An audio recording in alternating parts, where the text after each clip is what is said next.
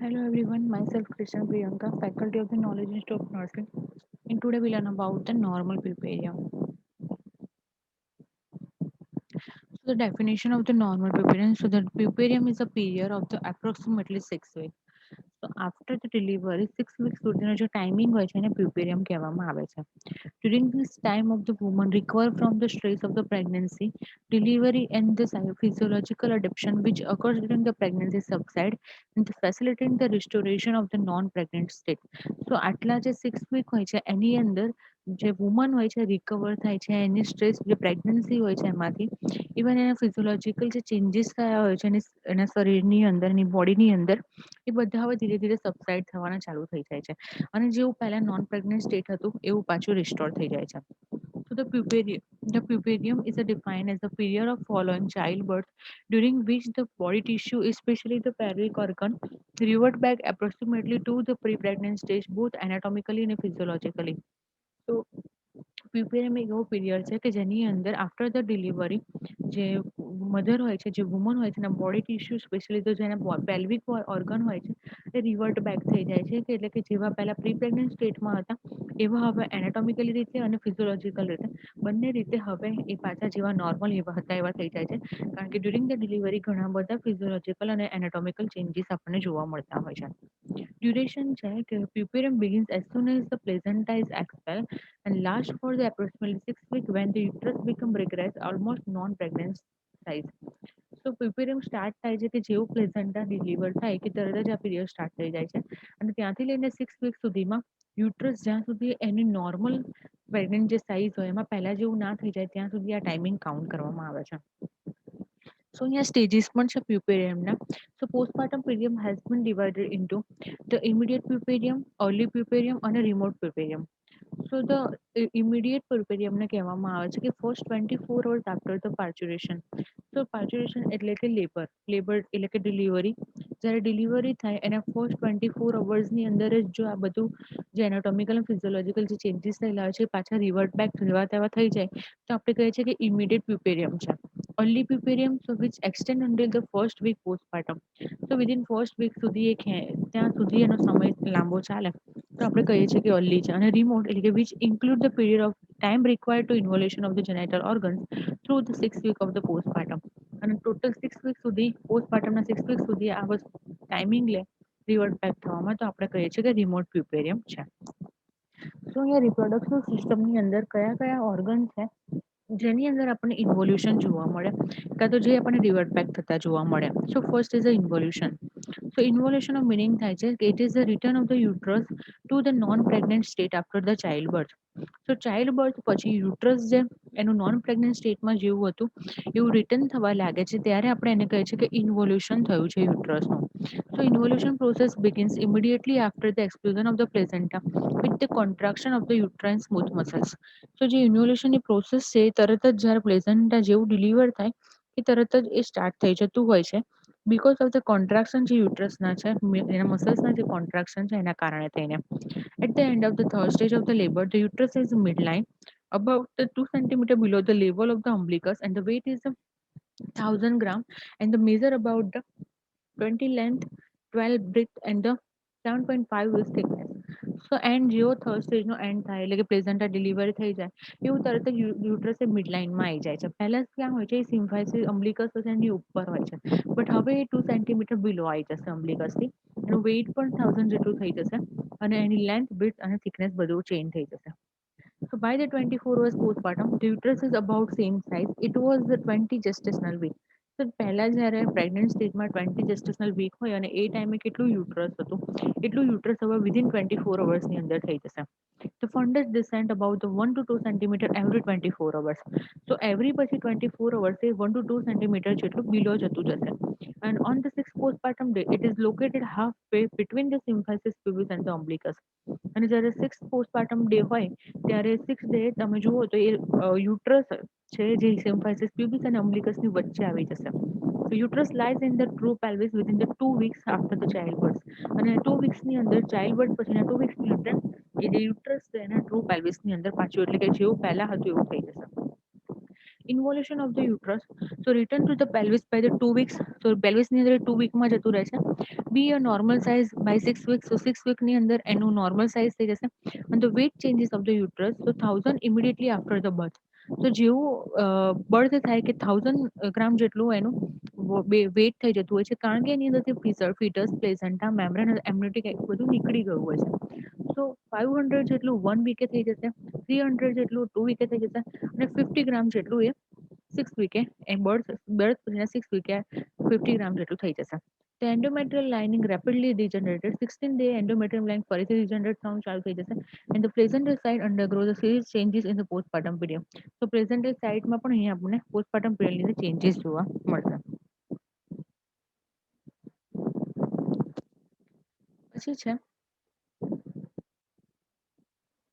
Okay, ત્યાં તમે પિક્ચરમાં જોઈ શકીએ છીએ કે જ્યારે ફર્સ્ટ ડે હોય તો અમ્બ્લિકસથી થોડું નીચે આવેલું હશે. ઓન ધ 5th ડે આપણે એને અહીંયા સિમ્ફાઇસિસ પ્યુબિસ અને અમ્બ્લિકસની વચ્ચે જોવા મળે છે. અને એ રીતના એવરી 24 અવર્સ 1 to 2 સેન્ટીમીટર જેટલું યુટ્રસ એ બિલો જતું જાય છે. સબ ઇન્વોલ્યુશન ક્યારે કહીશું? તો ઇન્વોલ્યુશન એટલે શું હતું કે જ્યારે યુટ્રસ હોય એના પ્રી પ્રેગ્નન્ટ સ્ટેજની જે પહેલા જેવું સ્ટેજમાં હતું એવું પાછું જવા લાગે, રિવર્ટ બેક થવા લાગે, તો આપણે ઇન્વોલ્યુશન કહે છે.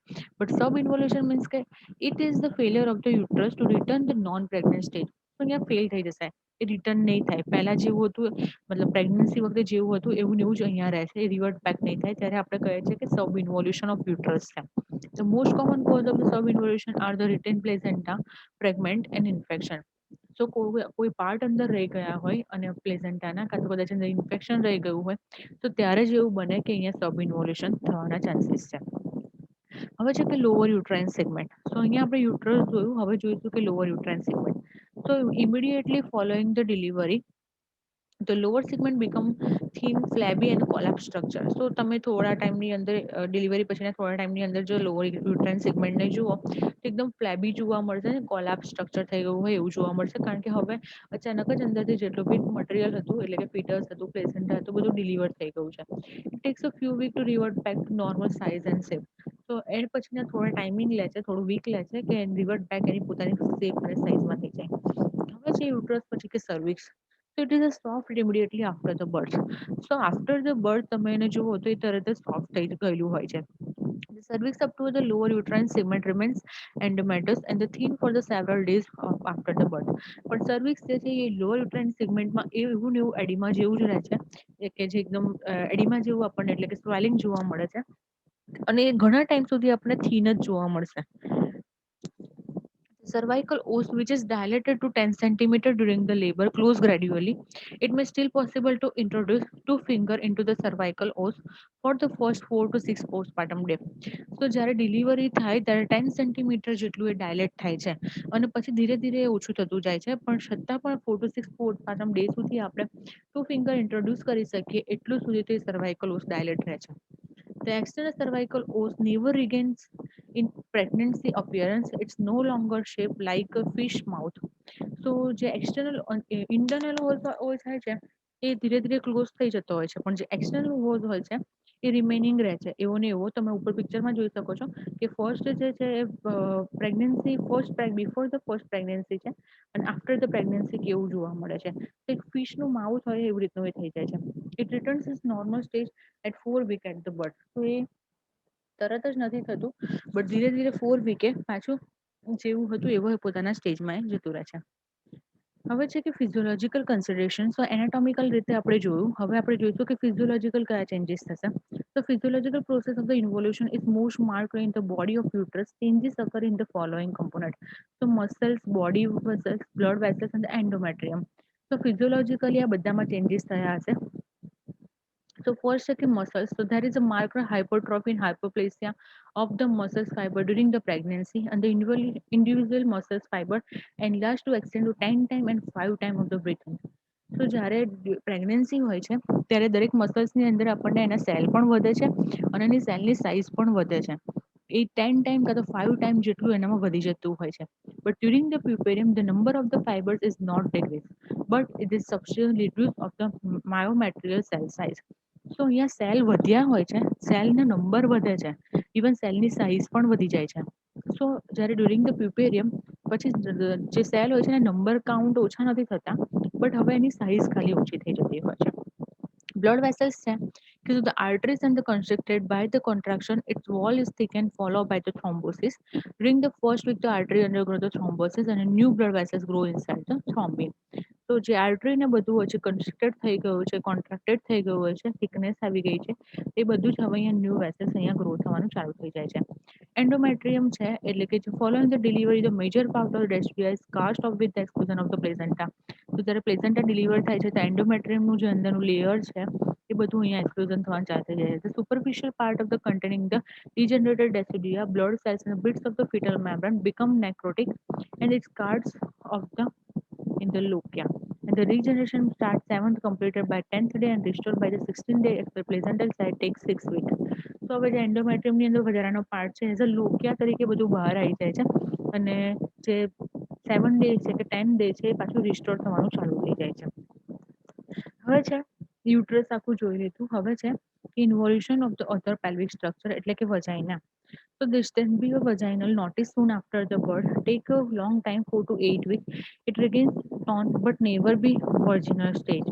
તો જે વજાઇના હોય છે એ પાછું એના જેવી નોર્મલ જેવું હતું એવું બેક જવાનું ટ્રાય કરે છે, બટ જેવું વર્જિનલ સ્ટેજમાં હતું એવું એ ક્યારે થઈ શકતું નથી. Rugae partially reappear in third week but never to same degree in pre pregnant stage.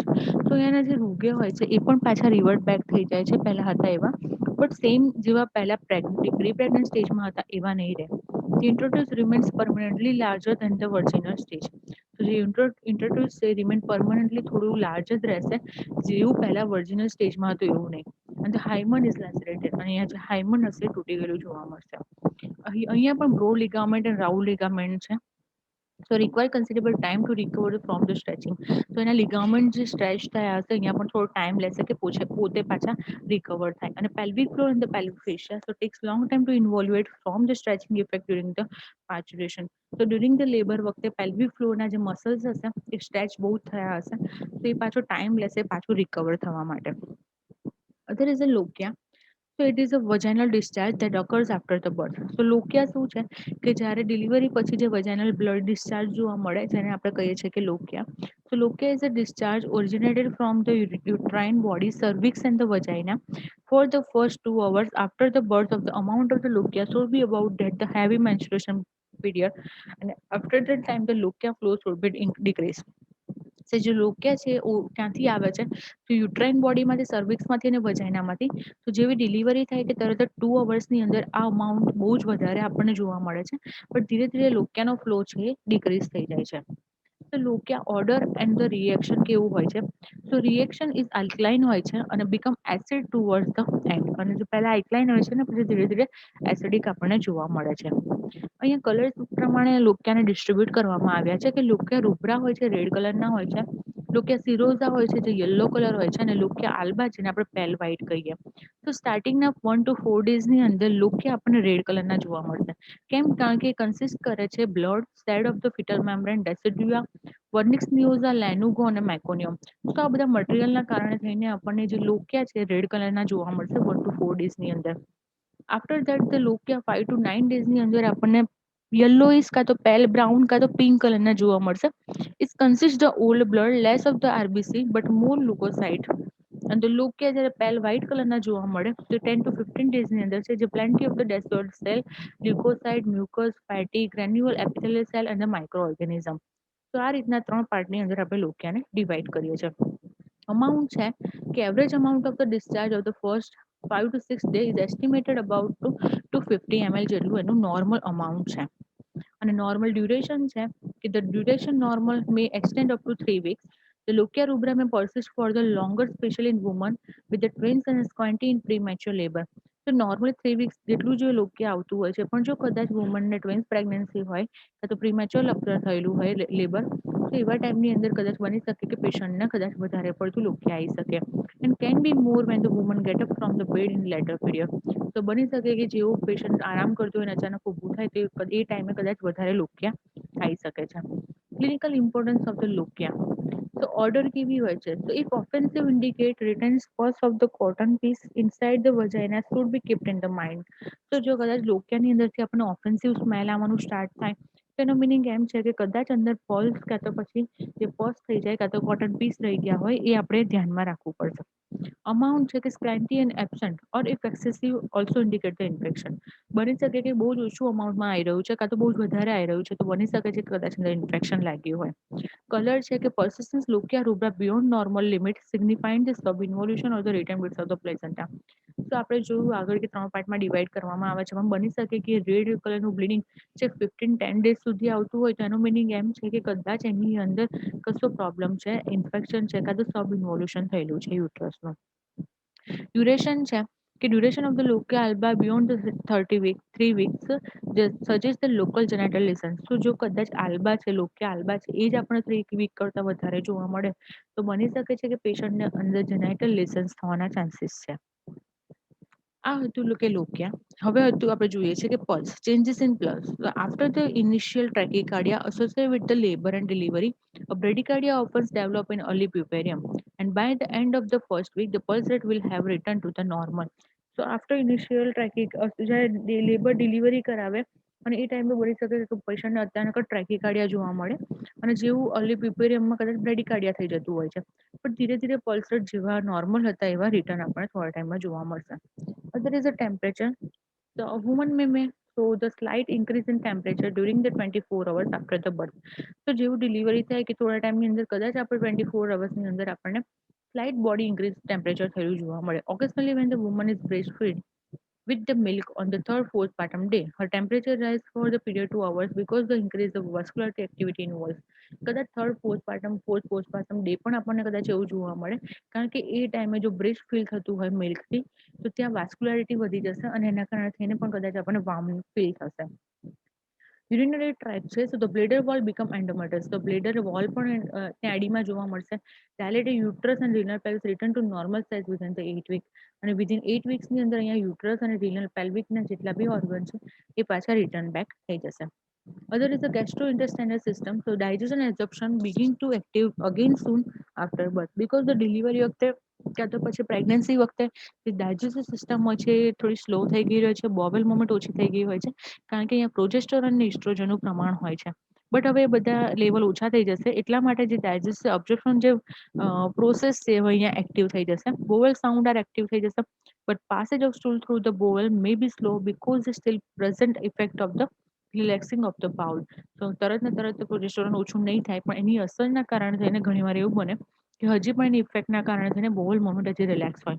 Bowel evacuation may be difficult because the pain of the episiotomy suture or the haemorrhoids. અને ઘણીવાર એવું બને કે બોવલ ઇવેક્યુલેશન મુવમેન્ટ છે ઓછી થઈ જાય, difficult બને કારણ કે જો એપિઝોટોમી આપેલી સ્યુચર કરેલા હોય કાં તો હેમરોઇડ્સ થયા હોય તો.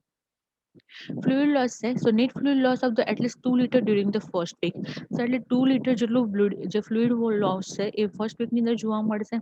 Additional 1.5 litre during the next 5 week and the amount depends on the amount of returning during the pregnancy, dehydration during the labor and the blood loss during the labor. તો આ બધું ડિપેન્ડ કરે છે કે ડિલિવરી વખતે કેટલું blood loss થયું છે, ડિહાઇડ્રેટ વુમન કેટલી થઈ છે તો એની પર આ જે ફ્લુઇડ લોસ છે એ ડિપેન્ડ કરે છે. Blood value છે so rapid reduction occurs so that the blood volume return in the normal pregnancy level by 2 week after the birth. So within 2 week ની અંદર જેવું પહેલા blood volume હતું એવું થઈ જશે. Cardiac output raised soon after delivery about 60% above the pre labor value but the gradually returns normal within the 1 week ની અંદર cardiac output પણ જેવું હતું એવું જોવા મળશે. So it's all about the puerperium. So puerperium means કે જે ચેન્જીસ જોવા મળે આફ્ટર ધ ડિલિવરી વિધિન 6 વીકની અંદર જે પેલ્વિક ઓર્ગન છે કે જે દરેક ઓર્ગન છે, મસલ્સ છે, એનાટોમિકલ ચેન્જીસ અને ફિઝિયોલોજીકલ ચેન્જીસ બધા જ જે ચેન્જીસ છે એ પાછા રિવર્ટ બેક પોતાની જે પહેલા જેવી પોઝિશનમાં હતા એવા જોવા મળે ત્યારે આપણે કહીએ છીએ કે પ્યુપેરિયલ.